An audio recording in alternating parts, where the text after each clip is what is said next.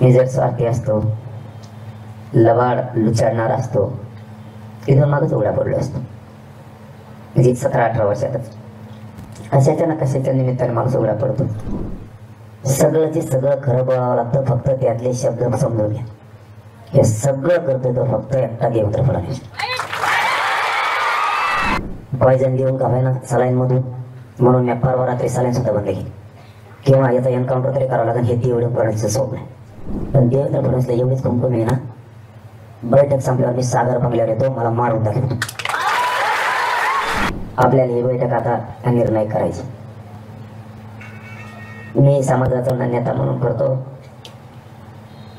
ना नेतृत्व म्हणून, आणि म्हणून हे घडले.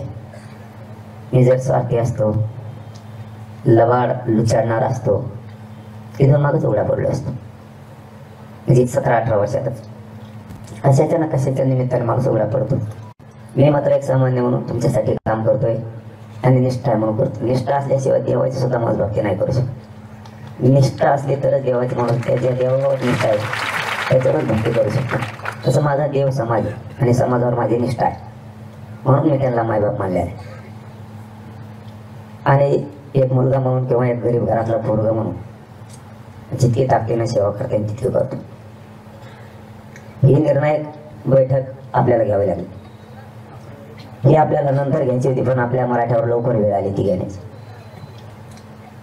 कारण कोणीतरी स्वप्न बघतंय मराठा हरवण्याचं, आणि मराठ्याला हरवण्याचं स्वप्न बघायला लागले म्हणून थोडी लवकर घ्यावं लागली. नाही ते 3च्या नंतर बैठक होणार. आता मी मूळ विषयाला हात घालतो. मी छत्रपतीच्या समक्ष बसून सांगतो तुम्हाला, मी कुठल्याच पक्षाचं नाही किंवा कुठल्याच पक्षाच्या वतीनं काम करत नाही, हे तुम्हाला प्रामाणिक सांगतो. उद्धव ठाकरे साहेबांचं सरकार होतं त्यावेळेसही मी त्यांना बोललेलो आहे कठोर भाषेत, आणि आता यांचं आहे तरी बोललो. याचा अर्थ मी कोणत्याच पक्षाचा नाही, मी माझ्या समाजाचा. मला समाजापुढे कोणाचाच मुलायचा मी ठेवत. मग वेळे प्रसंग मला अर्ध्यावर समाधान सोडलं तरी चालत, पण मी समाजाशी निष्ठा नाही येऊ शकत. आणि नेमकं झालंय काय आता ते सांगायला तुम्हाला सुरुवात करतो. नेमकं झालंय असं, सरकारने दिले 10% आरक्षण,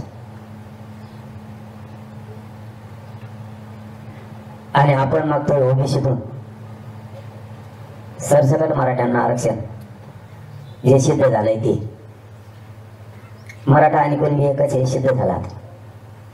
तुम्हाला ते सरसकट द्यायचं नसेल तर ज्या मराठ्यांचे नोंद सापडले नाही त्यांच्यासाठी सगळ्या सोयऱ्यांचा कायदा पारित करा, हे द्या. आपण अशी मागणी केली, त्यांच्याच म्हणण्यावर केलेली. त्यांनीच आपल्याला सांगितलं होतं सरसकट ते देत नाहीत, त्यांचा विरोध आहे. मग आपण नवीन पर्यायी शब्द काढू. पर्यायी शब्द सगळ्या सोयऱ्यांचा आपण आणि सरकारनं मिळून याच व्यासपीठावर काढला. पण झालंय असं, हे सगळं काय घडून येते ना. मी पुन्हा सांगतो, मी कोणत्याच पक्षाचा विरोध म्हणून करत नाही, पण आज सगळं सगळं खरं बोलावं लागतं. फक्त त्यातले शब्द समजून घ्या.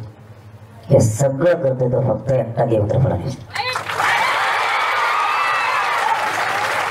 मला जे घेरलंय ना, तुम्ही शब्दाना शब्द फक्त समजून घ्या, सांगितलं ना तुम्हाला.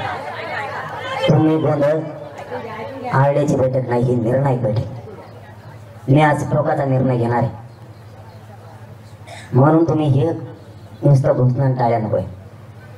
समाज आज कोणत्या दिशेला आहे आणि उद्या यांना कोणत्या दिशेला न्यायचा आहे आणि आपण कोणत्या दिशेला आणलो हे समजून घ्या. मराठ्यांचा दरारा पुन्हा एकदा राज्यावर निर्माण झाला, आणि हे दरारा संपवायचं त्यांचं स्वप्न आहे.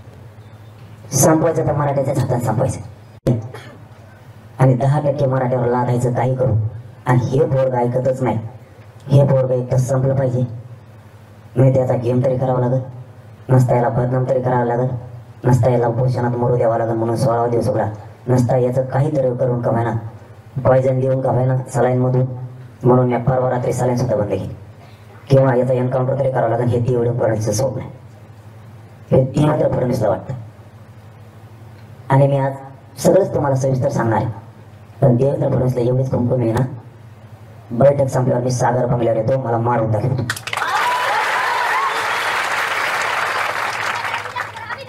तुला माझा बळी घ्यायचा आहे ना? तुला माझा बळी पाहिजे ना?